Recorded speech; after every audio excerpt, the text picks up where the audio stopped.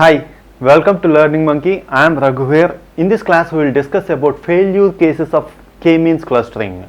In which situations k-means clustering will fail, that we will discuss in this class. In our previous classes, we discussed about k-means clustering and k-means plus plus and how to identify the best k value. So please watch our previous classes and come back here. The link for the playlist is provided in the description below. Coming to today's class, first we will take some examples and we will understand how k-means clustering works and in which situations the k-means clustering works good. That we will understand. Then we go into the failure cases. So the example data set which we consider here is, this is our example data set. Here by looking at this data set, what we understand here is, here the clusters are clearly separated. They are very distant from one cluster to other clusters. In this type of situation, if our data is like this, then k-means clustering works good. There will be no problem. It will clearly identify the clusters. So there is a clear separation. Suppose if the data is like this, here in this, first we will understand how k-means clustering works with this example. Suppose take this example. Here by looking at this data set, we are having only one cluster. For suppose if you are given 2k is equal to 2, means if you want to identify two clusters from this data, how it will execute k-means clustering, that we have to understand. Suppose the clusters centroids randomly picked one, we have to pick randomly two centroids. Assume that these are the centroids which we have selected. If you apply k-means clustering on this by taking this random assumption of clustered centers, so how it will go is, it will identify the mean point and the nearest data points. So what will happen here is, C1 comes up to here, C2 comes up to here, half of it will form one cluster and the remaining half will form other cluster.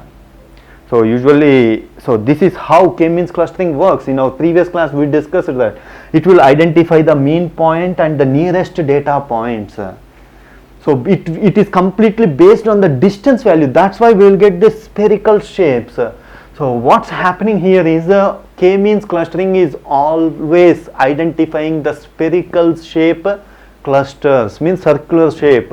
Why we call it a spherical means, in 3 dimensions we call it a sphere. In n dimensions we call it a hypersphere. Spherical shaped clusters will be formed. And the spherical shaped clusters are of equal size. See here, it will automatically form equal size.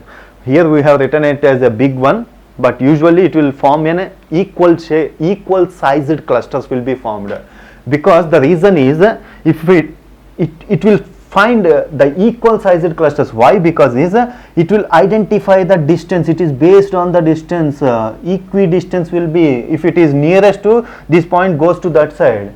If it is nearest to this point goes to this side. That's why it will automatically forms equal sized clusters.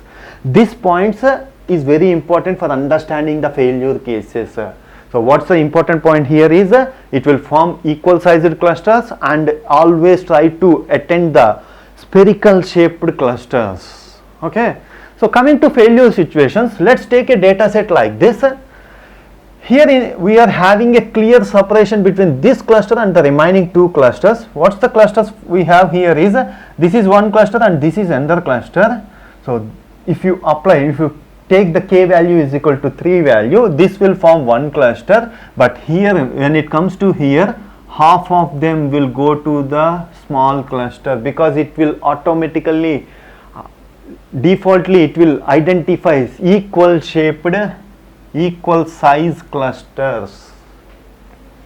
Okay, that's why in these situations, if the clusters are of different size, if they are not clearly distinguished, means separated, then our k-means clustering will fail. The same way, our k-means clustering algorithm will also not consider the density of the cluster. Let's take an example. Here this small cluster is having high dense, it is very dense, it is very sparse. Density is also not considered in k-means clustering. It will fail in these situations with different densities.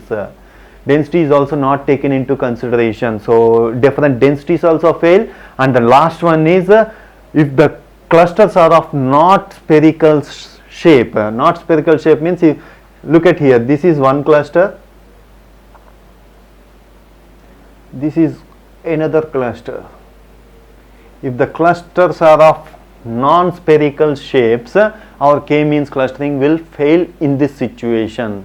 So if our data is not spherical shapes, our k-means clustering fail. These are the failure cases. Hope you understand. In our next class we discuss about the implementation of k-means clustering. So hope you understand the concept. If you have any questions regarding the concept, please post your questions in the comment section below. Thanks for watching. If you haven't subscribed to our channel, please subscribe to our channel and press bell icon for the latest updates. Thank you.